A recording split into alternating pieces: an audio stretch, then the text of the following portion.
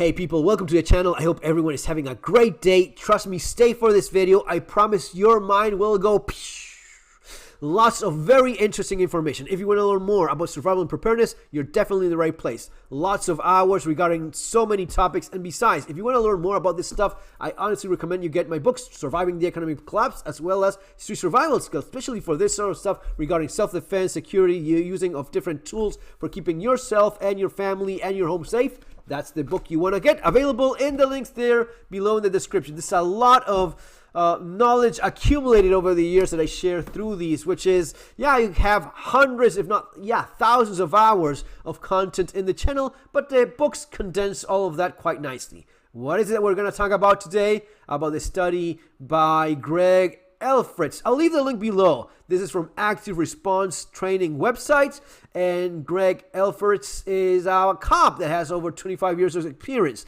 The 25 years of experience is in itself not all that significant, but the information that he accumulated over those years is massive difference. We get this a lot, like, well, my uncle is a cop and he says that the best caliber is da-da-da-da-da. All right, that's his opinion. That's not a fact. That's not data that we can actually use to reach certain conclusions.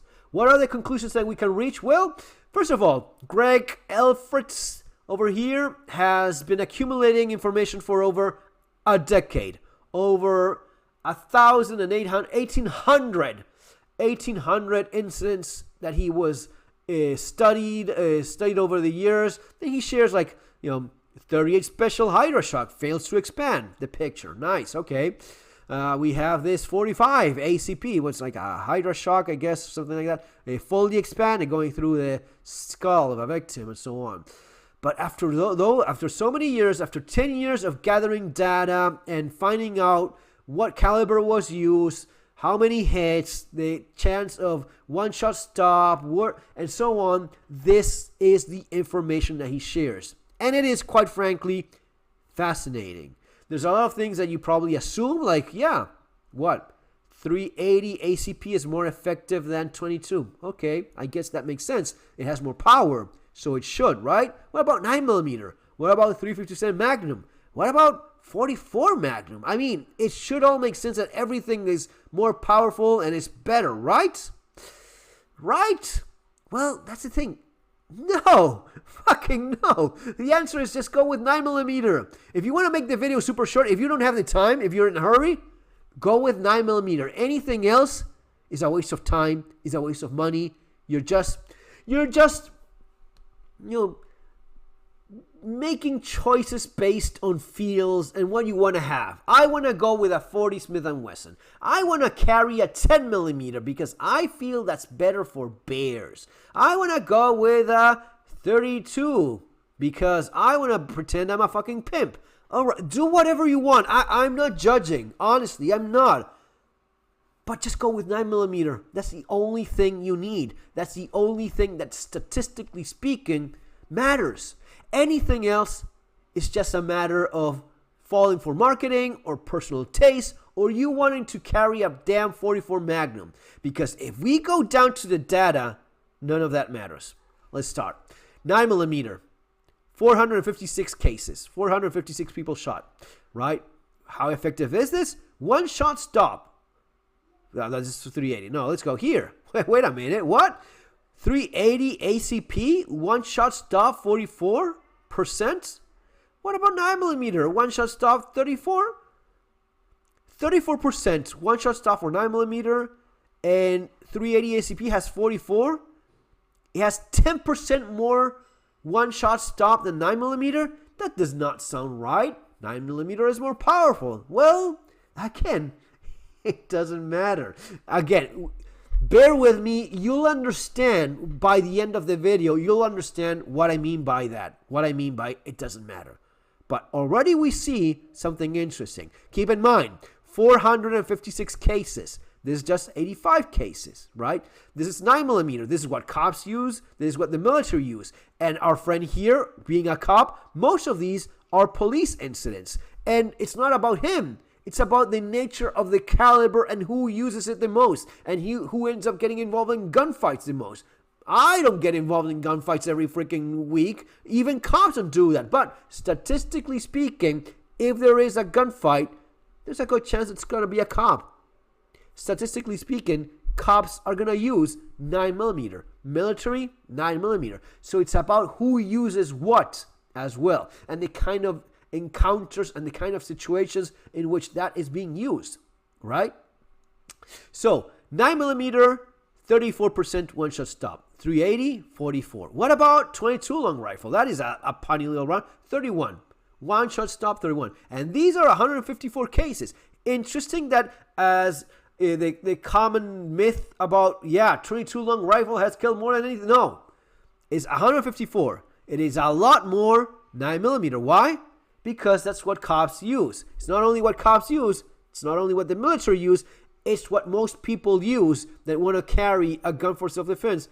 Usually it's going to be 9mm. That's why you have so many. You have more than anything else, more than any other caliber, 9mm. That's also going to affect the statistics. The more of these you have, the less awesome that number tends to be. Let's go with a 45 ACP. I'm packing a 45 ACP. That's a lot better. One shot stop, 34% with 9mm. My 40, 39%. It's really not that impressive, is it?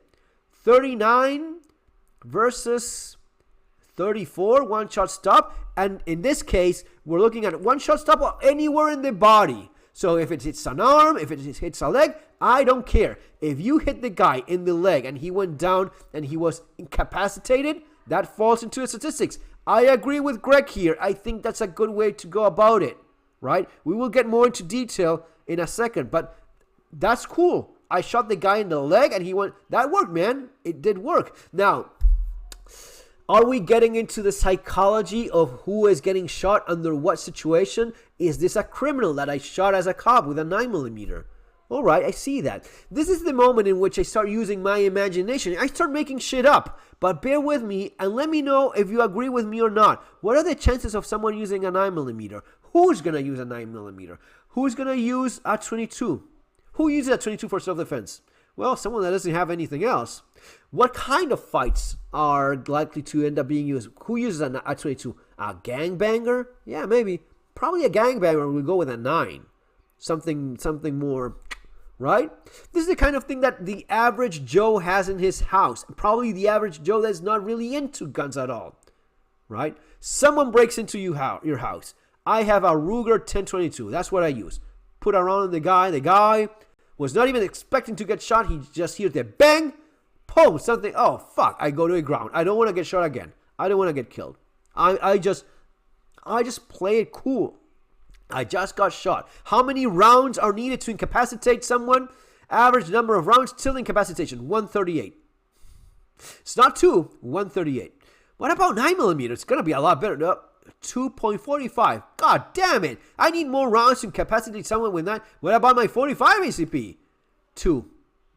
What about my fucking 171? Wait a damn minute. So I need more rounds of 44 Magnum to incapacitate someone than 22. You think this is bad? Give me a few more minutes. It gets a lot worse. Yeah, as I promised, mind's blown. What's going on here? What the hell is going on? So, one shot stop, 31%. One shot stop with 44 Magnum. Give me a freaking 50. That is a nice number. 59% is a nice number. 59% is a lot better than the 31. It's twice as good. Well, I can actually shoot 22 pretty fast, right? But wait, it gets a lot worse. I go back to my 9mm, 34%. That's we kind of see that things sort of suck in general. 44 Magnum is pretty powerful. Man, 60% chance. Either way, one of the things I start visualizing here is that you just pull the trigger again. This is like playing Risk. I roll again, or Dungeons and Dragons. I attack again. Boom, boom. I keep on shooting until I incapacitate. It doesn't matter if it's 59%, 34, or 39, or 22, or 31. It doesn't. I just keep on shooting. In average, with less than 2 rounds, I'm likely to incapacitate this person. That's why we always go back to this thing of gunfights, usually 3-4 rounds. That's kind of it. It usually tends to not be needed more than that. Oh, but I saw that video of the guy, that cop that dumped an entire mag. Well, That was a mag dump. Statistically speaking, when I threw it with the rest of the numbers, you probably didn't even need all of those rounds. So it's just a mag dump. Maybe the first couple rounds did the job already, especially if those are going to the center of mass. And this is where things get even wilder. What about, instead of looking at one-shot stop hitting in the leg, the arm, or the pinky finger, what if I'm just looking at torso and head? Greg did that, and I have that information here. Percentage of actually incapacitation by one shot, torso or head, 25 ACP, your pimp gun, 49%. Fuck, that's not bad at all. What about incapacitating with one shot stop accuracy with 32? Head and torso hit, 78%. Fuck, that is actually very, very good. 380. Incapacitation with head or torso shot, 76%.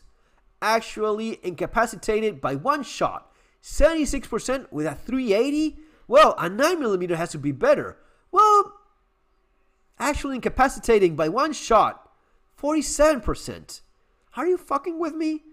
So, looking at head and torso shots, I only get 47 and I get 62, which is a lot better with 380 ACP. Well, yeah, but why? Well, first of all, I have a lot more of these than I have of these or even those, right? But what is it that this tells me? It doesn't matter. None of this matters. The only thing that obviously matters is where you place your shots. Who the hell uses 9mm? Who the hell uses 380 or let alone 32 ACP, which happens to be apparently the best caliber you can have? God, here it is. Damn it, it is over 60%. The best of them all. Even better than 44 Magnum. 32 ACP. Why? Because it does not freaking matter. The only thing that matters is where you place the shots. That's the conclusion that you reach when you analyze this. It is 32. 32 ACP.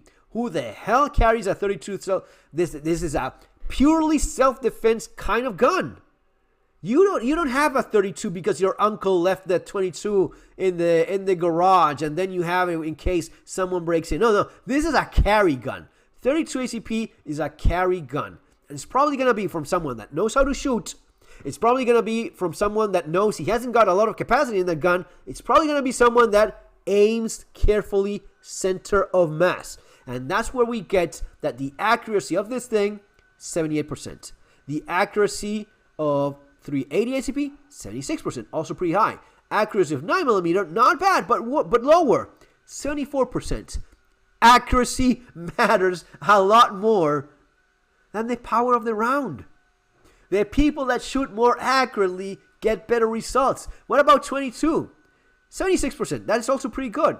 76% accuracy with the 22, 62%, that's lower. 62 is definitely lower accuracy than 76. And these two that are basically the same shitty round, this one is a lot higher than this one. Why? Because the guys that shoot with a 22 shoot a lot better than the dumbass that went with a 25. Who the hell goes with a 25 ACP? Someone that's not very smart. Someone that's not going to be training, that's for sure. You don't get a fucking 25 ACP. If you're a dumbass, you carry around a 25 ACP. And you're going to be shooting like a dumbass, and you're going to get dumbass results. 49 versus 60. Even though, in theory, they're basically the same thing. You should be, because it only matters where you place the shots. And we're looking at head and torso. But even within that statistic, the smaller you get, the smaller grouper you're likely to get based on what I can only assume is the kind of people that carry these things, the better results you have. That's why you reach the very uncomfortable fact that 44 damn Magnum has an actual incapacitated by one shot rates, head or torso shot of 53%, lower than your 22 long rifle or 22 shot. 60% torso and head shot, one shot stop with 22, 60% versus 53% for your 44 Magnum. Why? Because the guy shooting with a 44 Magnum is obviously, and it is only 24 cases with a 44 Magnum. It is 154 with a 22. Why? Because the only thing that matters is accuracy. The guy shooting with the 44 Magnum is still getting better numbers, but it's not because of the power of the 44 Magnum, which I'm sure helps. I have no doubt about that, especially if you're going to hit limbs. That's why this number is not surprisingly better. One-shot stop, 59%. Anywhere in the body. That means that someone gets shot in the leg with a 44 Magnum, that guy is more likely to go down with a 44 Magnum. So much so that that number goes up 59%. I shoot him in the leg or whatever, and this, 31. Twice as likely to be more effective anywhere in the body. 9mm, anywhere in the body, 34%. Still, right, 44 Magnum, definitely better. But when it comes down to the accurate shot being laid, actual incapacitation by one shot, head or torso, 54% for 44 Magnum. 9mm, actual incapacity, 47%. There's statistically no difference. 47% versus 53%. That is statistically insignificant. There's no significant difference if you're putting your shots on target between a 44 Magnum and a 9mm, or even a freaking 22 long rifle. If we want to go by the number, it's even better. Why? Well, because of the kind of situation in which you are in. But I go back to this. It's about accuracy, guys. That's all. The only thing you have to get away from, take from this video is it's all about the damn accuracy. That's the only thing that matters. Because the shot in the arm with the 44 Magnum may incapacitate more than the shot in the arm with the 22 or the 9mm. But when you place those shots where you should be placing it, it doesn't freaking matter. It is all about that. It's all about shot placement. That's why you end up looking like this. That's why after 10 years, you see this. It's all kind of the same. The only exception is rifles and shotguns. Here you have a significant difference. 80% one-shot stop for rifles and shotguns. Shotguns, well, that's going to be because of how many of those rounds end up hitting something that is even more significant, especially if you're using buckshot. You want to get the best one-shot stop, go with a shotgun with buckshot. Do I surprise anyone by that? No. No one is surprised by that little bit of wisdom that I'm sharing with you. That yes, a shotgun with freaking buckshot is going to be tremendously more effective than any handgun and even a little bit better than a rifle. But one-shot stop. Rifle, 58%. One-shot stop. Shotgun, 58%. Same one. Actually incapacitating with one-shot stop. Again, not hitting arms. 80%, 86%. By far, the best thing you can have is a shotgun or a long gun, an AR shotgun. Yeah, but if you want to have that one-shot stop number, shotgun with buckshot. No surprise there. But the surprise for a lot of people is going to be that the freaking 22 is basically the same as your 9mm, as your 357 Magnum, your 44 Magnum. It is mostly about the thing. And who carries a 44 Magnum? Someone that knows how to shoot. Accuracy. 44 Magnum, 88%. The people that shoot with the 44 Magnum are pretty accurate. These are guys that know how to shoot. Accuracy with your 9mm, 78%. But why? I mean, 44 Magnum has a lot more recoil because the kind of person that packs a 44 Magnum, the kind of situation in which someone uses a 44 Magnum, someone that is what? Hunter, likes big guns, someone that knows he only has 6 rounds, someone that knows he's not gonna be mag dumping on it. No, he places his shot. The guy with the 44 Magnum plays accuracy 88%, and still statistically insignificant compared to any other thing you carry. What about, whoa, fuck, I just cannot believe, this is just, I don't want to believe this. I don't want to, what, hit that were fatal, 34% with 22. 34%. Percentage of hits that were fatal, 34% with, what about 9mm? Hits that were fatal, 24, god damn it.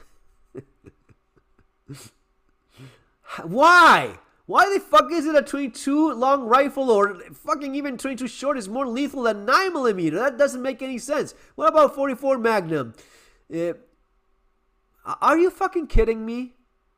Are you kidding me? Why is 44 Magnum less lethal than damn 22? And it's not even like, oh, super, no super, and you have a lot more of these. How? Why? Well, again, who the hell uses 9mm? Cops. Who's going to show up quickly with ambulance? Cops. ERT, emergency services. Cops. What about the 40? Same thing. Kind of the same thing. And also, a lot less people. How many shots are you shooting? Average number of rounds until incapacitation, 1.71. Average numbers of shots until... Why? Why is it that the average number of rounds until incapacitation is 138, while the average number of shots until incapacitation is more?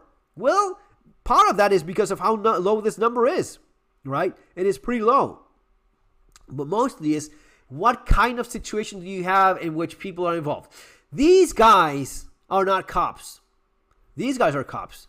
The 9mm crowd, a lot of that is cops. There's going to be a lot of people that are not 911. These are the people that call 911. The guy that shot someone with a 22, okay, shot someone.